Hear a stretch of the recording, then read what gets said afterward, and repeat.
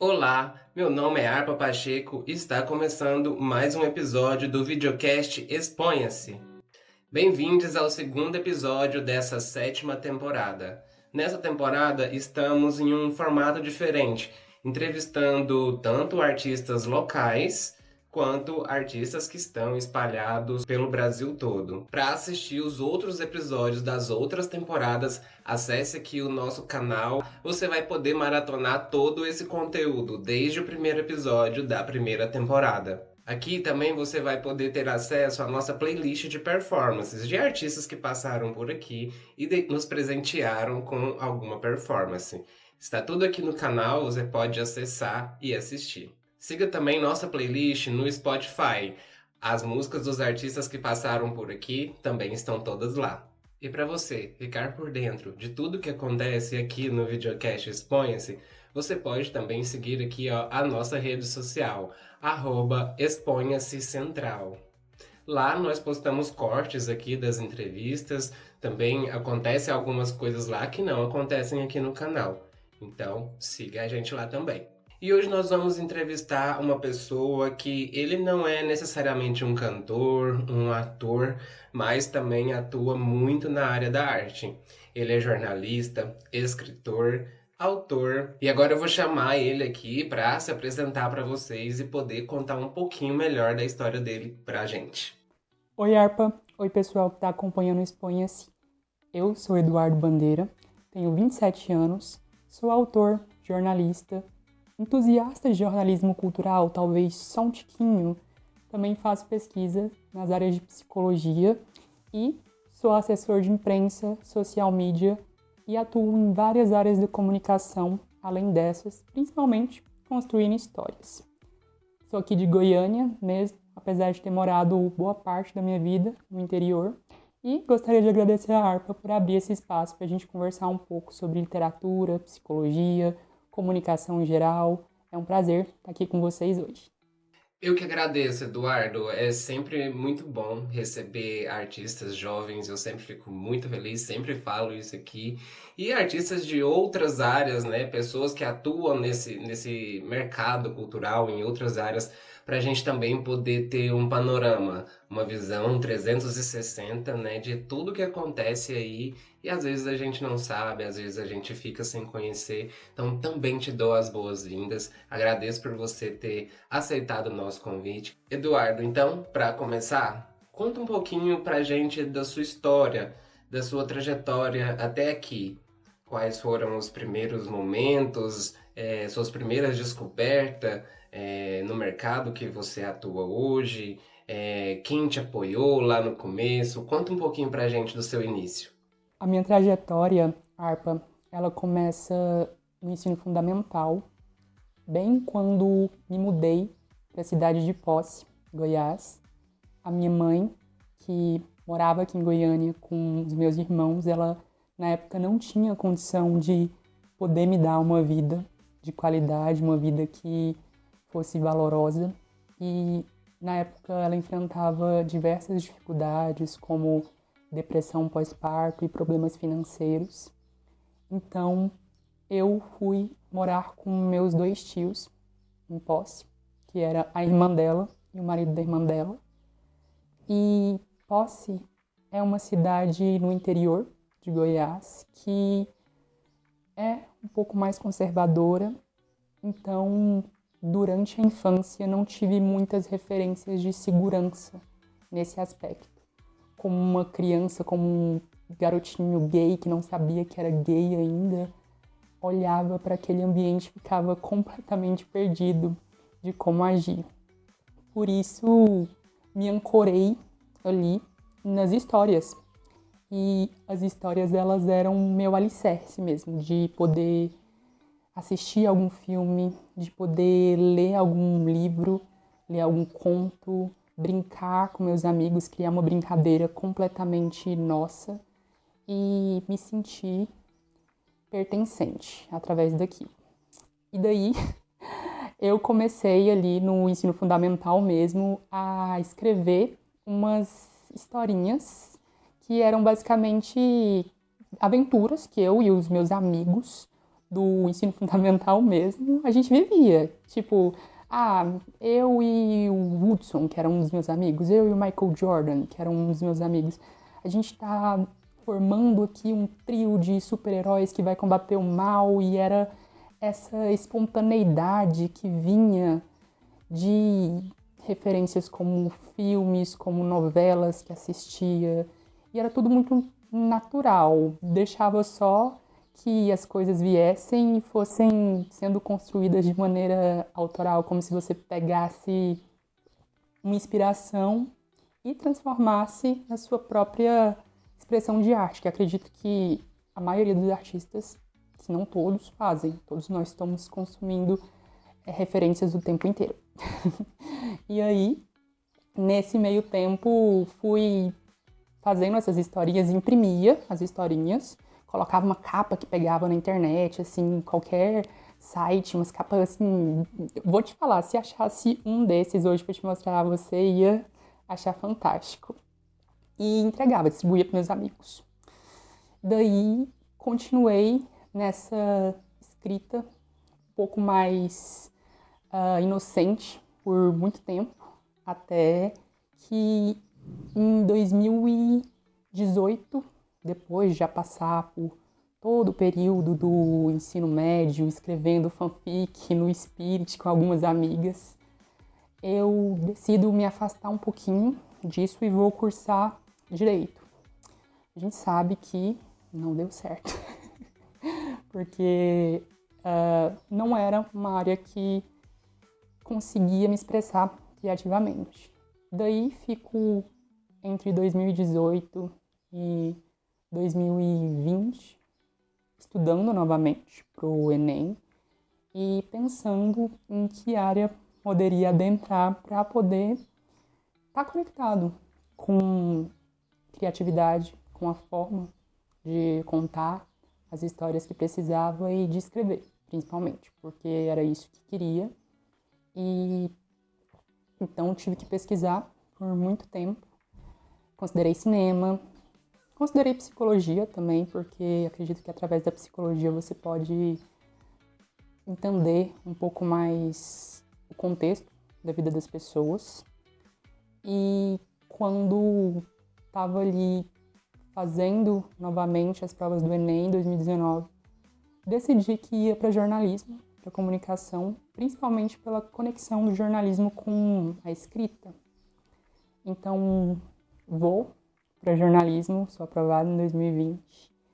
E foi lá que aprendi, de fato, como expressar, através da escrita, cada linguagem que precisava. Porque quando você olha para a escrita de ficção, para a escrita no jornalismo, você está contando uma história, um acontecimento, um fato, é uma história, mas existe todo um processo de trazer aquilo de maneira objetiva. E foi interessante para mim perceber que, através das diferentes linguagens, das diferentes maneiras de se contar uma história no jornalismo, eu poderia entender quando usar a criatividade, que necessidade essa criatividade poderia vir, e quando ser ali um jornalista que pode, deve seguir uma diretriz, digamos assim. E aí são 5 anos de contato com escrita, atuei na Secretaria de Comunicação da UFG, que, nossa, me deu um leque de possibilidades, pude escrever reportagens, notas, notícias. Então, nesse período da minha vida, é uma escrita muito orientada, até que vou desbravando, por exemplo, em 2022, essa parte mais criativa. Tive contato com um curso maravilhoso que fiz de escrita criativa com a autora e jornalista Liliane Prata, que mudou muito a minha vida, e entender que a criatividade é algo que você exerce no dia a dia. Você não reserva um período do seu tempo. Claro que o ócio criativo é muito bom, mas você não reserva só exclusivamente na agenda, vou criar nesse horário. Não, você está criando o tempo inteiro, você está consumindo, você está lidando com pessoas, então É algo que aprendi nesse curso e fui colocar em prática quando escrevi meu primeiro conto, em 2022, que se chama O Nosso Último Dia. Está disponível no Kindle, inclusive. É um conto ainda que escrevo muito tímido. Na época, até chamei um amigo que compartilhava comigo esses interesses de escrever, de literatura. E nós escrevemos esse conto juntos, que era uma coisa muito legal fazer esses featurings ali em 2022, logo depois da pandemia, onde não só esse conto, mas outras histórias começam a fluir. Vou escrevendo pro Wattpad também. Acho que todo escritor teve a sua época de Wattpad, onde é uma escrita muito mais inocente, onde você está descobrindo ainda qual que é a sua linguagem. Você quer escrever em primeira pessoa? Você quer escrever em terceira pessoa? Quando você descobre qual é a forma que você se sente confortável escrevendo, para mim, a terceira pessoa, você simplesmente vai seguindo o fluxo daquilo e se torna muito natural. Então, passo ali no período da graduação, entre 2020 e 2025, colocando esses projetos mais independentes, mais rasos, no Wattpad, no Kindle, como foi o caso do Nosso Último Dia, mas são escritas muito norte-americanizadas ainda. E quando me formo, ali em 2025, é que sento nesse ano para poder escrever meu primeiro romance com um olhar mais afiado do que queria expressar, de quais personagens queria criar e de como realmente passar o sentimento e a mensagem de maneira fluida, natural e responsável, eu diria. Legal, Eduardo. Eu agradeço muito por você compartilhar um pouco da sua trajetória mesmo, né? Momentos difíceis, momentos não tão agradáveis, mas que te levaram a descobrir a sua forma de escrita, a sua forma de expressão, a sua forma de arte. Sinto muito pelo seu começo ter sido de uma forma assim tão difícil, talvez traumática. E pela forma como você contou a sua trajetória até aqui, percebe-se, né, que você realmente buscou por essa forma de expressão, é, por essa forma de colocar tudo isso para fora, não só isso, mas tudo, né, sobre você para fora. Fico feliz também que você na faculdade já foi ali, logo ao entrar na faculdade, já foi vendo as possibilidades, né? Aonde essa sua escrita, aonde essa sua expressão se encaixaria. Fico feliz que você tem se tornado esse contador de histórias, né? Não só aí, com o seu trabalho cultural, que eu pelo menos conheço e acompanho, sei que é um trabalho excelente. A gente já trabalhou junto em outras oportunidades, mas que bom saber que você está realmente caminhando e esse é o seu propósito, né? De contar histórias, talvez ficções, né? Ficção científica, talvez contos. Isso a gente ainda vai descobrir ao longo mesmo da sua trajetória daqui para frente. Mas você contando assim, realmente parece que você encontrou agora um caminho dentro de tudo isso para poder contar suas histórias. Eduardo, pelo que você já contou até aqui, dá para imaginar que com certeza você deve ter enfrentado alguns desafios ao longo desse caminho. Queria pedir para você compartilhar quais foram ou quais têm sido os seus maiores desafios, assim, quais foram as suas maiores dificuldades para poder chegar até aqui, para poder chegar nesse momento vamos dizer que, de iluminação criativa, que foi onde você encontrou a escrita criativa. Então, conta pra gente quais foram os seus maiores desafios até agora. Harpa, de desafios. Ao longo da minha trajetória, alguns se destacam. Na infância, diria que principalmente a ausência de referências que me dissessem que poderia ser eu mesmo, sabe? Posse era uma cidade, como disse, muito conservadora. Então, qualquer manifestação que tivesse de inclinação artística era imediatamente punido. Tipo, gostava muito de colocar camisetas na cabeça para fingir que era uma Spice Girl. Inclusive, elas são minhas preferidas, minha girl band favorita até hoje. Meu irmão Ricardo me deu essa referência da cultura pop bastante cedo, então queria brincar, queria colocar capa para poder fingir que era a Tempestade dos X-Men. Então fui sempre muito aversivado por isso. As pessoas olhavam assim, tipo, não, você precisa agir de forma mais masculina, não seja assim tão expressivo. E isso vai fazendo com que uma criança, acredito que a maioria das crianças LGBTs passem por esse momento, perca um pouco da confiança de que ela pode ser ela mesma, basicamente. E isso me acompanha até mais ou menos o final do ensino fundamental, com pessoas fazendo bullying comigo em diversos momentos, até meu ensino médio. E daí já começo a ter essa visão de que talvez para ser aceito deveria agir como as outras pessoas esperavam. E aí começo a tomar decisões como ir para direito, por exemplo, porque achava que era o certo baseado no que as outras pessoas me diziam. Então era a questão de, você escreve tão bem, por que você não vai para a área jurídica? Você faz isso tão bem, por que você não faz isso? E acabo me distanciando de me conhecer, de entender qual era a minha voz. Isso dura um tempinho. E em 2018 também acontece minha primeira oscilação de saúde mental, onde recebo o diagnóstico de desregulação emocional, que, explicando de forma resumida, é uma dificuldade em lidar com sentimentos muito intensos.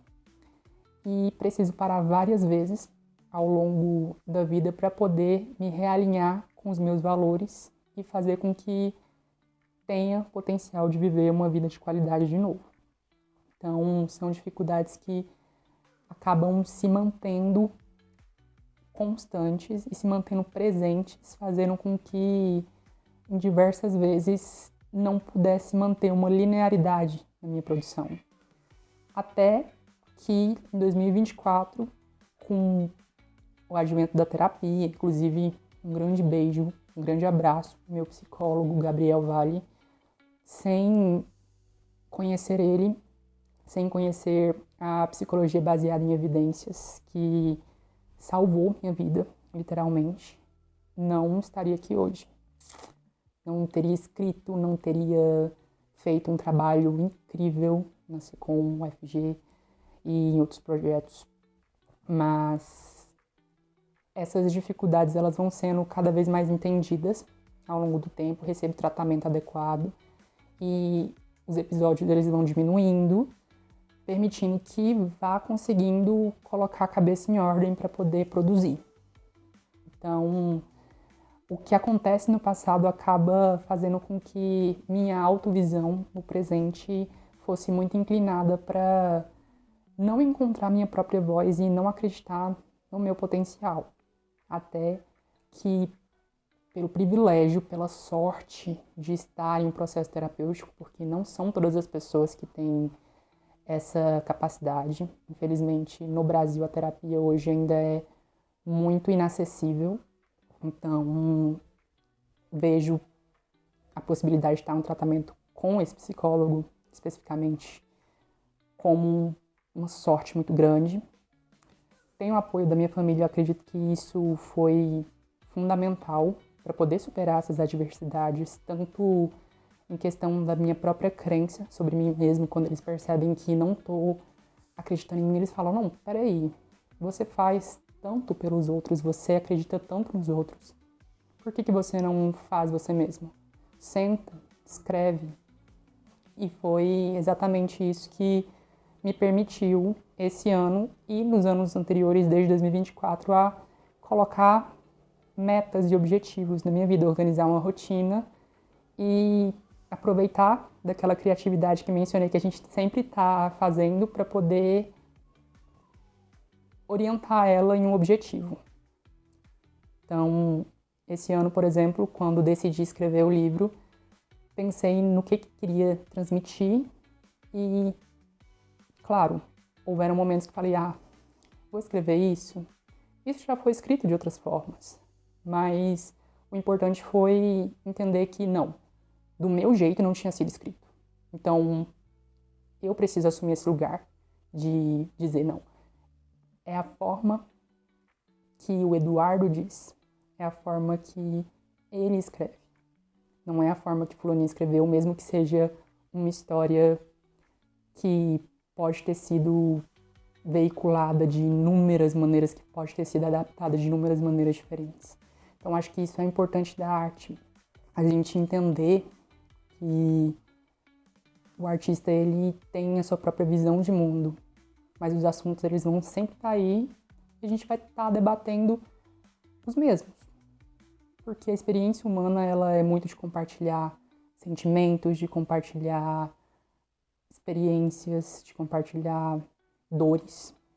E cada pessoa vai ter sua própria maneira de falar sobre elas. E aí que vou começando a superar todas essas adversidades, ainda estou no processo.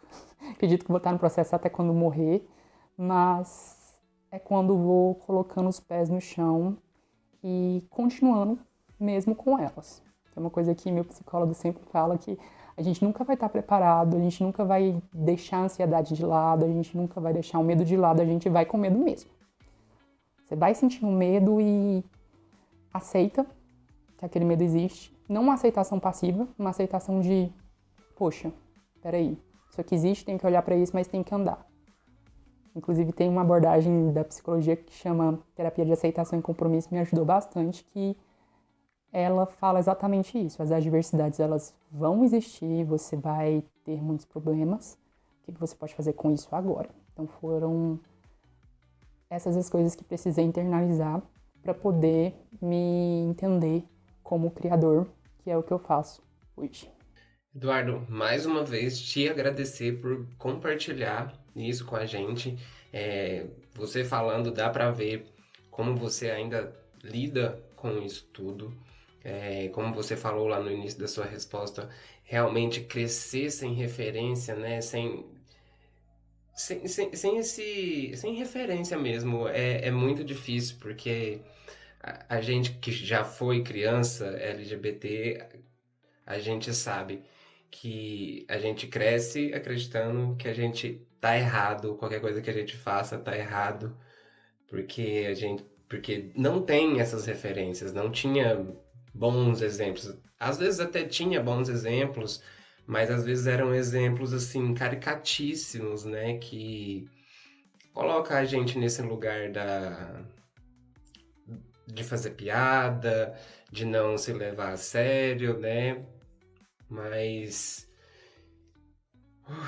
é até complicado falar sobre isso também, porque eu também, na minha infância, eu também tive muito essa falta de referência, né? Essa falta de acreditar que estava tudo bem ser a criança inocente que eu era, né? Que essa maldade às vezes estava muito mais na cabeça dos outros do que na minha. Então, identifico com isso que você trouxe. Imagino também que não deve ter sido fácil lidar com esse seu momento de saúde mental não tão bem, mas que bom também que você teve, né, ajuda profissional para poder lidar com isso de forma madura, de forma que faça sentido, né, de que não vai te fazer mal. Também você percebeu que tudo isso você poderia filtrar e transformar em arte, em transformar em história para poder contar. Isso é muito bonito, isso é muito admirável. Parabéns, inclusive, por isso. Fico feliz em saber que a sua trajetória, né, ainda está acontecendo e você ainda está se descobrindo, né, e vendo o que é melhor para você, vendo o que faz sentido para sua arte, o que vale a pena trazer para a arte, o que não vale a pena trazer para a arte, e vendo como você tem se curado de todos esses desafios, de todo esse processo difícil que você passou. É bonito de ver você falando, sabe? Dá pra sentir que você tem superado esses momentos através mesmo da arte, desse encontro com o seu caminho na arte.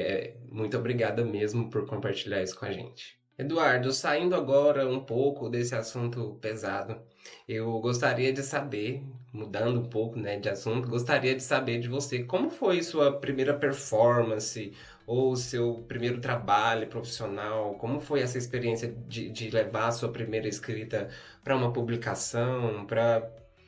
Não sei, me conta, como foi essa sua primeira experiência profissional? Se foi no mercado da arte, da cultura, ou se foi no direito, na psicologia, na escrita? Conta pra mim, como que foi?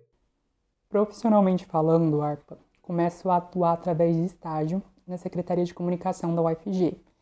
Foi minha primeira experiência que pude, de fato, atuar como jornalista, como assessor de imprensa, como social media, como fotógrafo.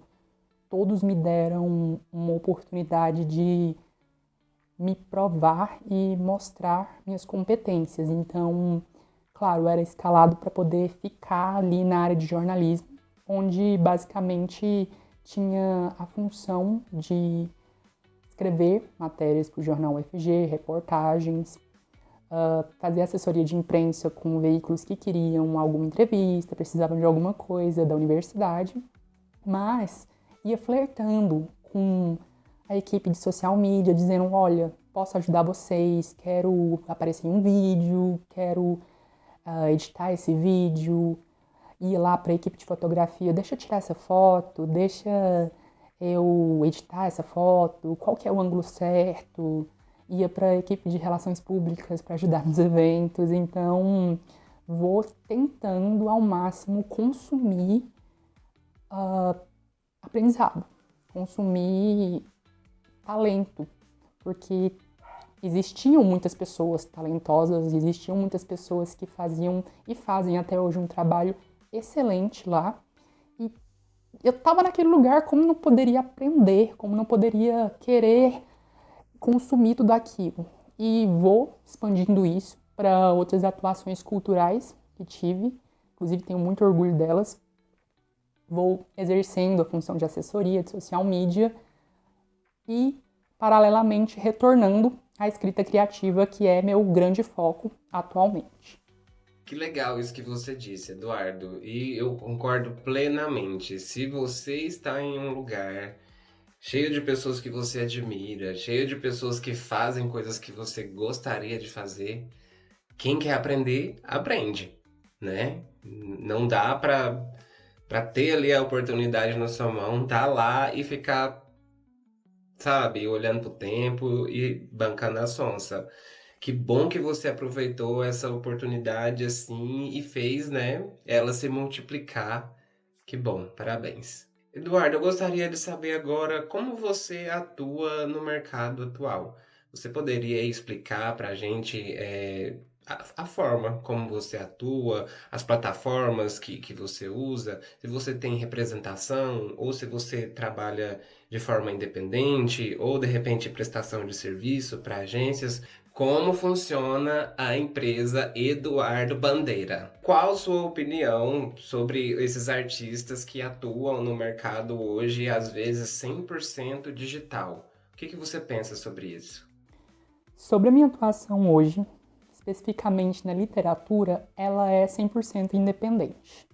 Porque no momento, como estou retornando a esse universo e me consolidando de fato, gostaria de ter maior independência na maneira como estou oferecendo as minhas histórias ao mundo. E sobre os artistas, sobre os criadores de conteúdo que atuam 100% independentemente, vejo muita coragem muita dedicação, porque esses artistas, eles precisam encontrar. Nós, como artistas que estamos nos assessorando, nós precisamos encontrar nossa própria voz para estar nos lugares. E a internet, por exemplo, é um ótimo meio para você fazer isso. Cito como exemplo meu amigo, autor também, o nome dele é Luca Alves, e ele atua escrevendo, está na Universidade de Letras, participou no TikTok de um concurso chamado, se não me engano, Livros do Futuro. E ele foi um dos semifinalistas, no Orgulho da Nação, Orgulho Goiano. Beijo, Luca. Então você tem essa possibilidade de mostrar o seu trabalho e participar desses incentivos que essas plataformas muitas vezes abrem. E é bom prestar atenção nessas coisas, porque principalmente online agora a gente tem uma ferramenta poderosa. As pessoas estão vendo o Instagram, um portfólio, o TikTok pode ser seu portfólio. As pessoas querem referência quando você vai mandar um currículo, por exemplo, para algum lugar que você queira trabalhar e você é artista, é algo que envolve criatividade. Eles sempre pedem o seu Instagram, eles pedem, às vezes, o seu portfólio, mas também pedem a sua rede social. Então, você pode criar ali um espaço onde você mostra o seu trabalho. E é aquela coisa, você já faz o seu trabalho com esforço, você faz com garra, você passa horas investido naquilo, seja escrevendo um livro, seja elaborando uma música, compondo, seu dedo sangra. Por que você não vai mostrar seu trabalho? Você deve estar orgulhoso daquilo que você faz, porque é assim que você angaria que as outras pessoas também tenham confiança sobre ele. Começa com você. E se posicionar sobre isso, na minha opinião, é fundamental. Claro, você precisa estar preparado para poder lidar com, às vezes, comentário malicioso de alguém, às vezes alguém que não tem interesse no seu sucesso, mas quando você está alinhado com seus valores e você sabe que está fazendo aquilo porque você ama, só vai, exponha-se e tenha noção de onde você está como artista, que eu acho que é isso. Você quer realmente que a sua história vá para o mundo agora? Você quer realmente que a sua música seja lançada? Você quer que a sua arte encontre as pessoas?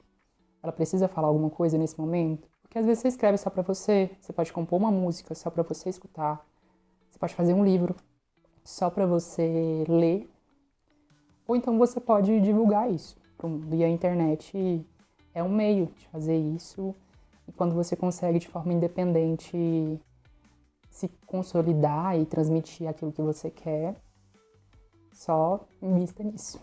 Tá vendo, né, gente? Não é só artista, cantor, dançarino que é independente. Escritor, jornalista também atua de forma independente. Quero te agradecer, Eduardo, mais uma vez por trazer essa explicação pra gente. Até nem eu mesma sabia que tinha essa possibilidade. Para mim, escritores e jornalistas sempre estavam fazendo isso como uma prestação de serviço para uma agência, enfim, algo nesse tipo. Nunca imaginei que também pudessem ser independentes. Mas agora aqui puxando na minha memória artística, né, eu lembro de alguns escritores independentes de Goiânia também, que às vezes faziam ali os próprios zines, né, para divulgar escritores, poetas, enfim. Me veio aqui a memória agora. E concordo plenamente com essa mensagem que você já deixou aí para quem, né, quer começar no mercado independente, seja em qual área for, na escrita ou na arte, na música, nas artes plásticas. Isso é um muito bom conselho que você disse e muito obrigada por deixar aí também a sua opinião sobre isso.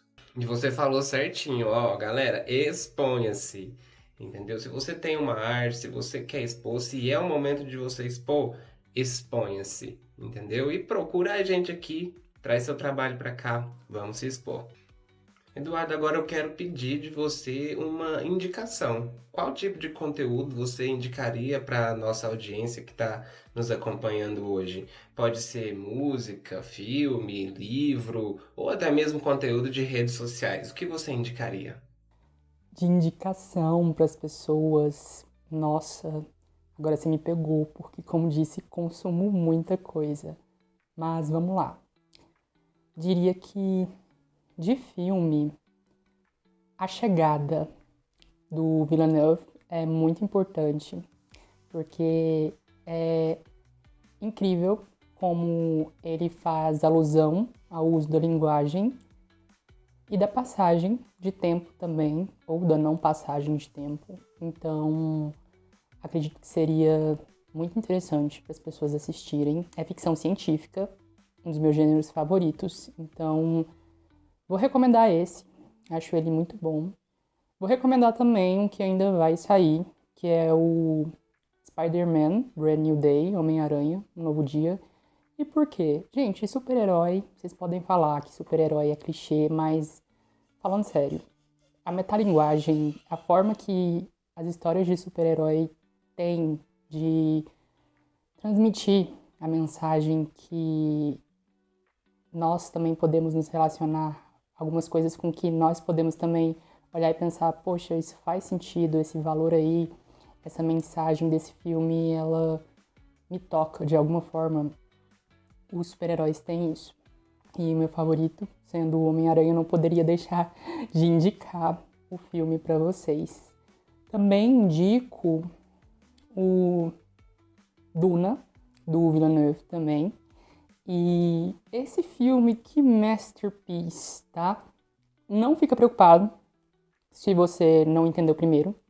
São 3, mas a partir do segundo... Mentira, a partir do primeiro você já entende. Presta atenção, deixa você ser levado para aquele universo, porque é uma história incrível sobre política, sobre como eleger messias, salvadores,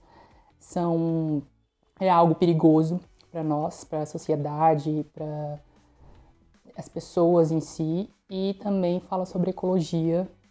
Então, são 3 temas norte aí que vão se culminando, e é muito interessante não só ver o filme, como também ler o livro, que é uma recomendação literária que tenho, porque o livro ele expande muito mais sobre essa construção do herói ideal que a sociedade tem, enquanto o segundo livro, que é o Messias de Duna, também recomendo, ele tem essa desconstrução do herói. Então a gente tem essa figura colocada num pedestal, a gente acha que ela pode nos salvar, enquanto na verdade ela ser colocada nesse pedestal está sendo realmente benéfica para ela está se sentindo segura, ela tem responsabilidade de fato sobre uma sociedade, no caso do Paul, que é o protagonista, sobre um universo inteiro. Então recomendo Duna, tanto o filme quanto o livro. Vou recomendar aqui um livro muito bom, que é o A Morte é um Dia que Vale a Pena Viver, da Ana Cláudia Quintana Arantes. Ela é uma médica que trabalha com cuidados paliativos, e ela trabalha com pessoas que já estão na iminência de falecer, e ela conta as histórias nesse livro sobre as pessoas com as quais ela teve o privilégio de trabalhar e quais eram as formas que essas pessoas enxergavam a vida, chegando naquele momento e tendo consciência da passagem e da limitação do tempo na vida. Então, acredito que é uma leitura muito boa se você quiser colocar em perspectiva o que você está fazendo da sua vida e com o que você quer gastar o seu tempo. Entendendo que tempo é um privilégio, que tempo é algo que a cada dia ele fica mais escasso para nós. Então, como tomar decisões mais conscientes a partir disso. Livro, deixa eu ver se tem mais algum. Vamos pra música. Todos os álbuns da Duda Beat, ótimo, por quê? Porque eles são maravilhosos. E ela começou como uma artista independente. Todos os álbuns da Lana Del Rey, vai lá, bota o play. E um álbum novo que lançou agora que não consigo parar de escutar, que é o Confessions on the Dance Floor. O segundo Confessions, da Madonna. E que álbum delicioso! A Madonna conseguiu resgatar aquilo que ela fez no primeiro e você pode escutar no treino, você pode escutar indo pra uma festa. Só coloquem o fone de ouvido e dancem. De podcast, vou recomendar o Lutz Podcast, que é muito bom. E ele vai falar sobre temas relacionados a neurociência, saúde mental, psicologia baseada em evidências, psicanálise. Ele sempre tem um convidado interessante. E a minha indicação é sobre o episódio que ele fala com a psicóloga Karina Pirró, que é uma das minhas favoritas no campo da psicologia. E eles vão falar sobre personalidade, eles vão falar sobre a história da psicologia e também sobre questões envolvendo o ser humano num aspecto de comportamento. Então, assistam, porque é um videocast e também um podcast. Diria que é super relevante para quem gosta de entender a si mesmo, para quem gosta também de comportamento humano. Uau, quanta recomendação legal. Gente, deu tempo aí de anotar todas e pegar todas? Se não deu tempo, volta aqui o vídeo e pega todas as anotadas também, tá? Eu também vou anotar tudinho aqui. Teve uns aí que eu já assisti, alguns desses filmes aí eu já assisti, hein? Eduardo, vamos falar agora sobre projetos atuais, projetos futuros, o que você está trabalhando atualmente para divulgar, o que que você quer deixar aqui para nossa audiência para poder procurar também trabalhos seus. O que que você está desenvolvendo no momento que você quer expor aqui para a gente agora? Sobre projetos futuros, meu romance, As Histórias que Habitaram o Planeta Sonho, está chegando agora em agosto. Vai ser um romance lançado exclusivamente no Kindle e ele conta a história do Rodrigo, que é esse jovem que tem acesso a uma tecnologia inovadora que está relacionada à inteligência artificial e nessa tecnologia ele pode criar o próprio planeta dele, colocando os sonhos que ele quer que sejam realidade. E essa história foi bem interessante de escrever porque ela foi tomando forma de maneira natural. Os personagens, eles criaram suas próprias vontades. Digo que nós, como artistas, muitas vezes somos apenas receptáculo. A arte escolhe que ela vai ser transmitida por nós e a gente está de mãos atadas a não ser transmitir ela. Então, as palavras elas foram surgindo através de ideias, através de referências. Utilizo muito Black Mirror como referência, especificamente o episódio San Junipero, para poder fazer toda essa alusão a um mundo fictício. E temos o curta, que foi lançado no Instagram, tanto do Matheus Gomes quanto o meu, Eduardo Bandeira. Tá lá, para quem quiser dar uma olhada. São 3 vídeos, a gente fez uma série de 3 vídeos que representavam um pouco um convite para esse planeta, porque o Rodrigo, que é o personagem principal, ele tem essa jornada de encontrar uma forma de criar essa imaginação dele, e esse convite vem de forma muito aleatória e foi isso que a gente quis transmitir.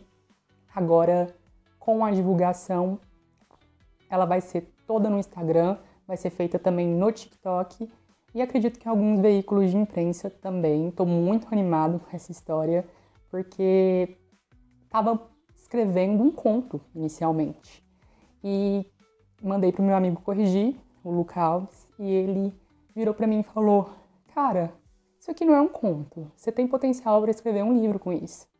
E fiquei um pouco receoso, nossa, será que faço isso? Escrever um romance é algo complicado. Tenho que... Na época o projeto estava com 60 páginas. Ele terminou com 200. Então, assim, foi admitir para mim mesmo, não, existe potencial para fazer isso. E começar a escrever dia e noite até que o projeto ficasse pronto. Daí ia lá e pensava, não, peraí, ele precisa de mais algumas coisas. E aí ele ficava pronto de novo. E aí mandava para ele e falava, não, peraí, tem mais algumas coisas. Até que finalmente ficou pronto. Falei, é isso. Disse tudo o que precisava. Os personagens, eles têm início, meio e fim. É uma história muito fechada. É uma história bastante inspiradora, pelo menos para mim, e para as pessoas que leram até agora. Estou muito feliz que isso vai chegar até o mundo.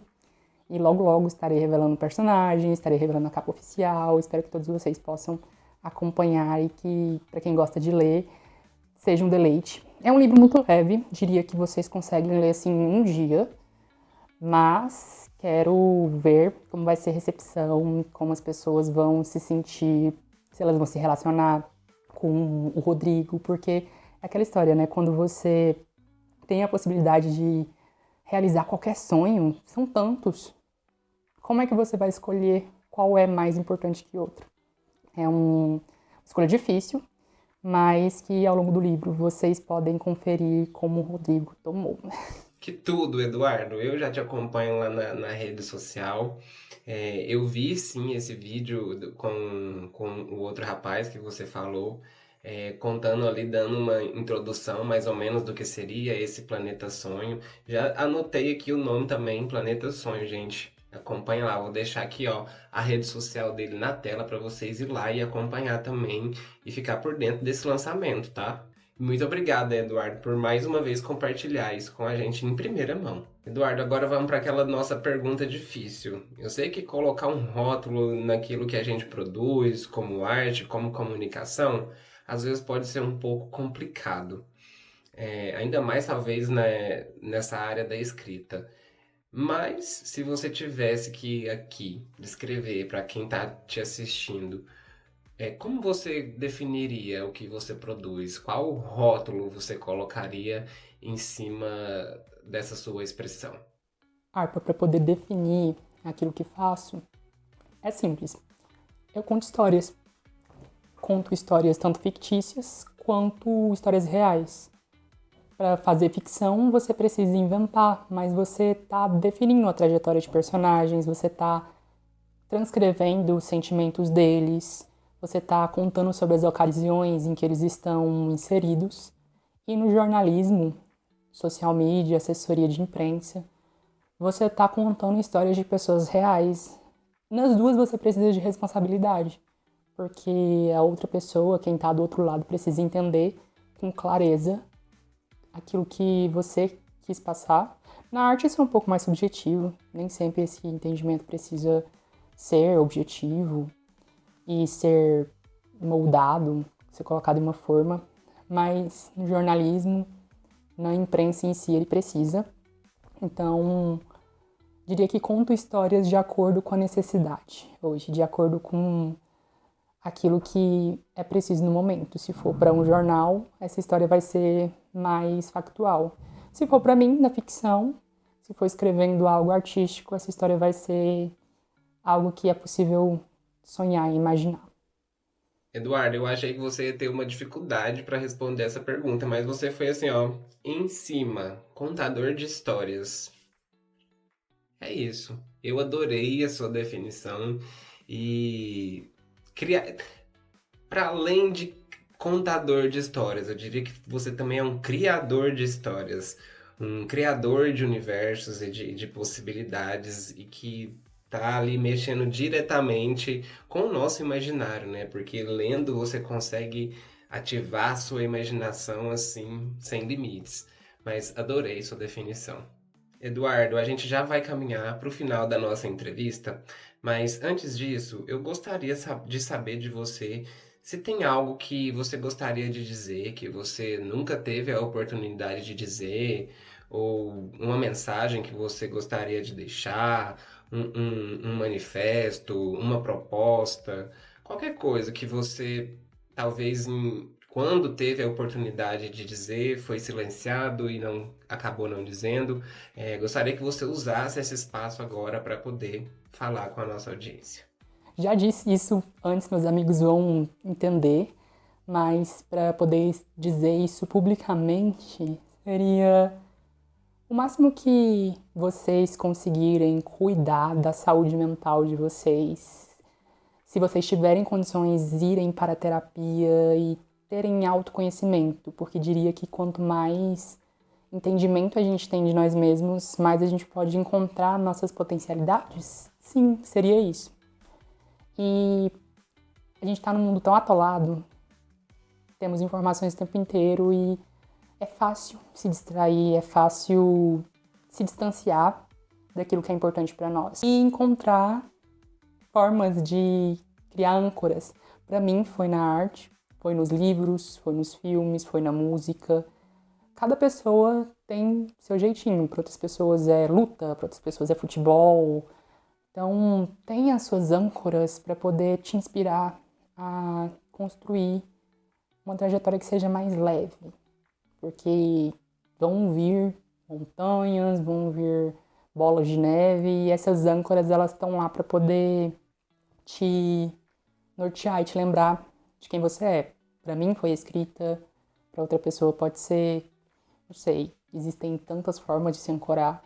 Prestar atenção nessas coisas que são mais leves, sabe?